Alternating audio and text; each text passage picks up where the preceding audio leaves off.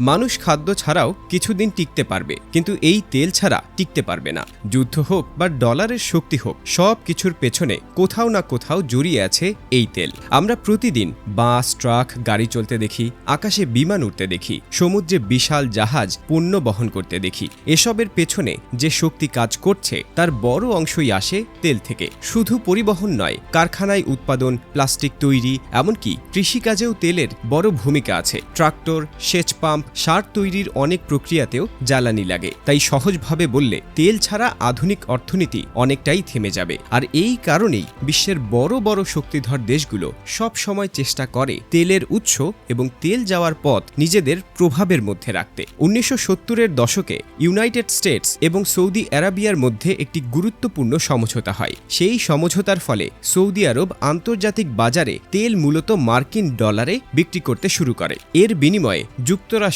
Saudi আরবকে সামরিক সুরক্ষা ও রাজনৈতিক সমর্থন দেয়। এর ফলে বিশ্বে যে দেশি তেল কিনতে চায় তাকে আগে ডলার সংগ্রহ করতে হয়। ধীরে ধীরে এর প্রভাব এতটাই বাড়ে যে মার্কিন ডলার বিশ্বের সবচেয়ে শক্তিশালী মুদ্রায় পরিণত হয়। এই ব্যবস্থাকে অনেক অর্থনীতিবিদ পেট্রো ডলার সিস্টেম বলে উল্লেখ করেন। এখন প্রশ্ন আসে, মধ্যপ্রাচ্যে এত সংঘাত কেন দেখা যায়? এর একটি বড় কারণ হলো এই অঞ্চলে বিশ্বের বিশাল তেল মজুত রয়েছে। সৌদি আরবিয়া, ইরান, ইরাক এবং কুয়েত, এই দেশগুলো দীর্ঘদিন ধরে বিশ্ব জ্বালানি বাজারে গুরুত্বপূর্ণ ভূমিকা পালন করে আসছে। গত কয়েক দশকে মধ্যপ্রাচ্যের বিভিন্ন সংঘাত নিয়ে বিশ্লেষণ করলে দেখা যায় তেলের বিষয়টি প্রায়ই আলোচনায় উঠে আসে। একইভাবে 2011 সালে লিবিয়াতে সংঘাত শুরু হলে বিশ্বজুড়ে আলোচনায় উঠে আসেন দেশটির নেতা মুয়াম্মার গাদ্দাফি। তার পতনের ঘটনাও আন্তর্জাতিক রাজনীতিতে ব্যাপক আলোচিত হয়। যদিও এসব ঘটনার পেছনে অনেক জটিল রাজনৈতিক কারণ থাকে, তবুও তেলের গুরুত্ব প্রায়ই বিশ্লেষণে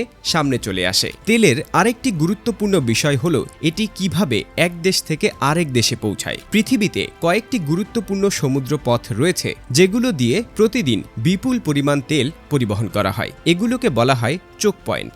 এর মধ্যে উল্লেখযোগ্য হল strait of Hormuz, Suez canal এবং স্ট্রেইট অফ মালাক্কা।